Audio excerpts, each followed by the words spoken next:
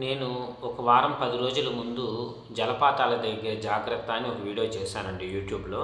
ఇన్‌స్టాగ్రామ్‌లో అయితే అప్‌లోడ్ చేయలేదు. అది లెంత్ వీడియో. కాకపోతే ఇప్పుడు ఏం జరిగిందంటే ఈ తిరుపతి చుట్టుపక్కల అంటే మనకి శేషాచలం కొండల్లో ఒక గుంజనా ఫాల్స్ అనేసి ఉంది. అక్కడికి కాళహస్తికి సంబంధించిన పిల్లలు 6 మంది వెళ్లారు. వెళ్ళినప్పుడు అందులో ఒక అబ్బాయి అక్కడ ఆ వాటర్ ఫాల్స్‌లో చనిపోవడం జరిగింది. ఇది నాకు 2 డేస్ బ్యాకే తెలిసింది కానీ బాధపడ్డాను. దాని గురించి గమ్మున అయిపోయాను. చాలా బాధేసింది. కాకపోతే అక్కడ గుడి దగ్గర ఉన్న వాళ్ళు నాకు చెప్పారు. నేను చేసిన వీడియో చూసాడంట ఆ అబ్బాయి కూడా వాళ్ళంతా అందులో ఉన్న ఆ అబ్బాయి చూసాడంట. ఎందుకంటే ఆ గుడిలో పనిచేసే వాళ్ళు ఒక అబ్బాయి చెప్పారు నాకు.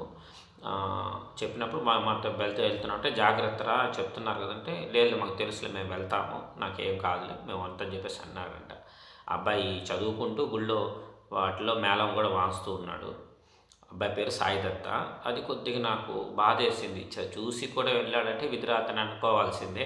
కానీ మనం జాగ్రత్తగా ఉండాలి చాలా ఈ విషయాల్లో. ఎందుకంటే తెలియని చోట. ఎందుకంటే వాళ్ళు సాయంత్రం మా అబ్బాయి ఎప్పుడో వాటర్ ఫాల్స్‌లో చనిపోవడం, వీళ్ళు రాత్రి వరకు ఉండి రాత్రి 9 గంటలకి ఇన్ఫర్మేషన్ ఇవ్వడం, అడవికి ఈ పోలీసులు వెళ్ళి తెల్లవారుజామున 3కో, 4కో, 5కో ఆ బాడీని తీసుకొని వచ్చారు.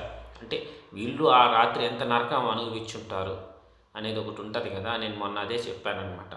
ఏదో ఇన్‌స్టాగ్రామ్స్ వీడియోస్ అవన్నీ చూసి అట్రాక్ట్ అయితే వెళ్ళొద్దండి.